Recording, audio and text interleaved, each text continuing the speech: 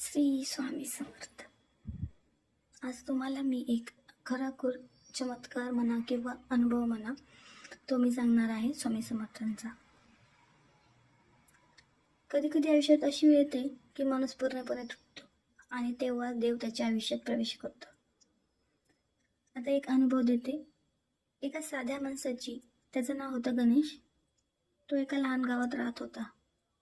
2 मुले आणि बायको असं त्याचं साधं आयुष्य होतं. पण अचानक त्याच्या आयुष्याने वेगळीच वळण घेतली. त्याचा एक दिवस कारखान्यातून येताना अपघात झाला. काही महिन्यासाठी तो अंथरुणावर खिळून राहिला. हातात पैसा नाही, काम नाही आणि घरात फक्त चिंता. तो रात्रंदिवस विचारात पडायचा आणि देवाला म्हणायचा, देवा मी आता काय करू. एक दिवस त्याच्या मित्राने सांगितले, अरे गणेश, तुला सिद्धगिरी मठात जा. स्वामी समर्थांची समाधी आहे, तिथे जाऊन मनापासून प्रार्थना कर.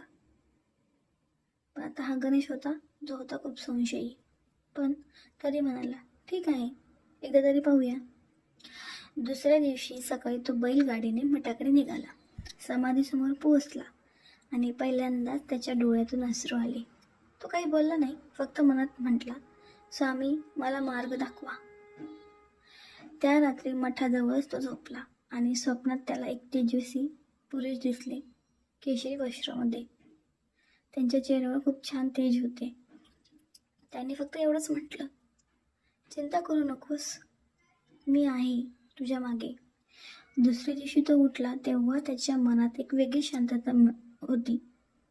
काही दिवसांनी तो पुन्हा आपल्या गावात परतला आणि अचानक त्याच्या जुन्या ओळखीची एक मित्र भेटला. त्याने गणेशला एक छोट्या कामावर ठेवलं. थोड्या दिवसांनी तेच काम वाढलं आणि गणेशचा छोटा व्यवसाय सुरू झाला. हळूहळू घरात सुख येऊ लागलं, आरोग्य सुधारलं आणि त्याचं आयुष्य परत सुरळीत झालं. एक दिवस त्याने आपल्या बायकोला म्हटलं, तुला माहिती आहे का, जर त्या रात्री स्वामी समर्थांनी मला दर्शन दिलं नसतं तर मी आज इथं नसतो. त्याच्या डोळ्यात पाणी आलं आणि तो रोज म्हणायचा, जय जय श्री स्वामी समर्थ. त्यानंतर त्याने गावात एक छोटं मंदिर बांधलं आणि आजही तो दर गुरुवारी तिथे बसून नाम घेतो. मित्रांनो, ही काही गोष्ट नाही आहे, हा खराखुरा अनुभव आहे जे की मी तुम्हाला सांगत आहे. स्वामी समर्थ आजही पावतात. ते फक्त मंदिरात नाही, ते त्या प्रत्येक भक्तात आहे जो श्रद्धेने त्यांचं नाव घेतो. जेव्हा आपण मनापासून म्हणतो, स्वामी मला मार्ग दाखवा, तेव्हा ते नक्कीच मार्ग दाखवतात.